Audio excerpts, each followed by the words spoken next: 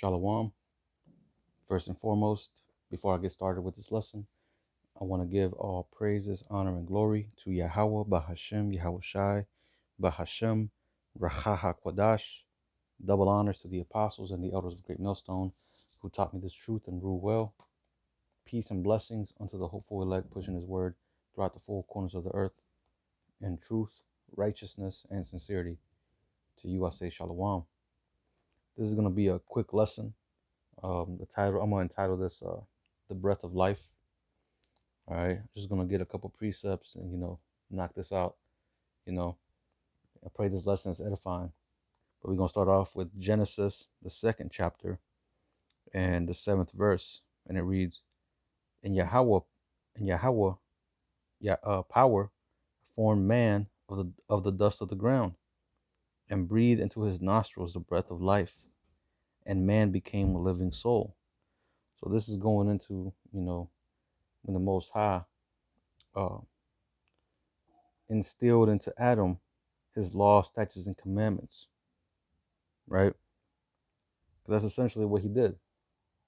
The breath of life is talking about the truth, the manner of how to conduct himself, the law, statutes, and commandments, the way of life, essentially, right?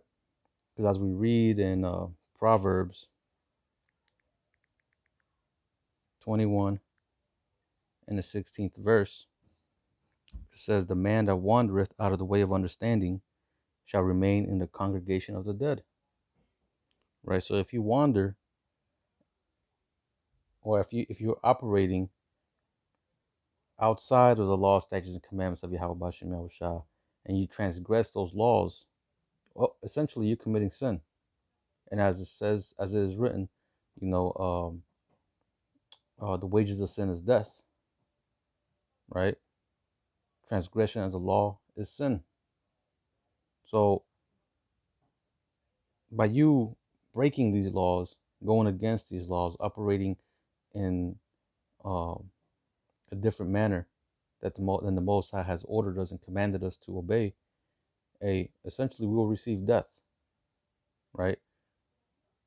And essentially, we'll be dead, as it says in Ezekiel the 37th chapter, right? We were those dry bones. We were pretty much in this dead state of mind, and we'll be dead in the eyes of Yahweh Bashem Yahushua, right? Because we weren't operating in life, in a prosperous lifestyle, right? So this is that breath that the Most High put into Adam. And let's get another one. Let's get Second Ezra's, just to further prove that point. Second Ezra's, the 3rd chapter, and we're going to start at verse 5, and it reads, as a matter of fact, start at 4. It says, "O Lord, who bearest rule, thou speakest at the beginning, when thou didst plant the earth, and that thyself alone, and commandest the people, and gavest a body unto Adam without soul, which was the workmanship of thine hands, and didst breathe into him the breath of life, and he was made living before thee." Right? So continuing on, it says, "And thou leddest him into paradise," which is, the Garden of Eden, right? As we now know to be uh, Jerusalem, right? But it says, "Which thy right hand had planted before ever the earth came forward. And unto him thou gavest commandment to love thy way, which he transgressed." You see? So by the breaking of the laws, by going against the commandment of Yahweh Shem Yahushai, that's when death entered into us. As a matter of fact, it's going to say it.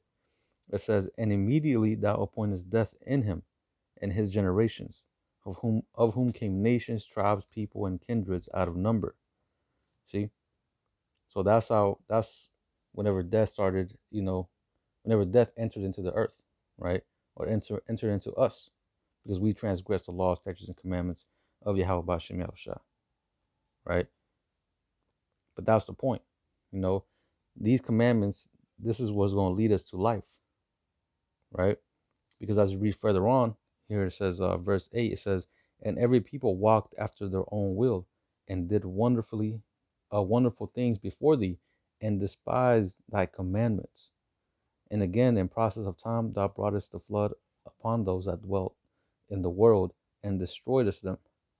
And it came to pass, if every, in every, Salakia, and it came to pass in every of them that as death was to Adam, so was the flood to these. You see, that was pretty much the point.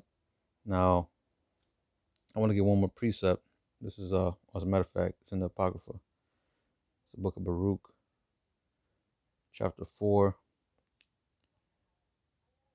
verse 1. It says, this is the book of the commandments of the Most High, and the law that endureth forever. All they that keep it shall come to life, but such as leave it shall die. You see?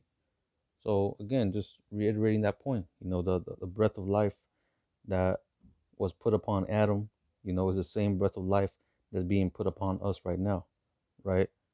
Which is the Holy Spirit, the ability to understand these laws, statutes, and commandments and, be able to keep them, right?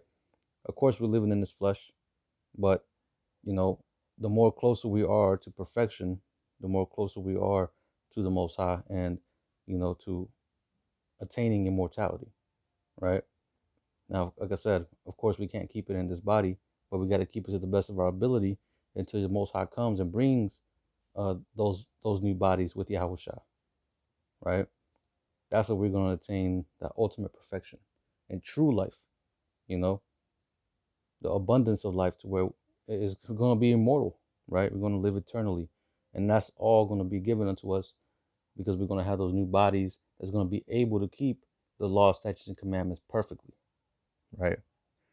But yeah, this is just a quick little lesson I wanted to bring out. Our praise lesson was edifying. I'm going to go ahead and close it out by giving all praises, honor, and glory to Yahweh, Bahashem, Yahushai, Bahashem, Racha HaKodash.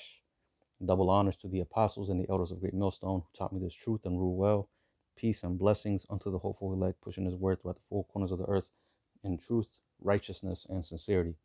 Until the next time, I'm going to say, Shalom. Kwam Yasha Allah.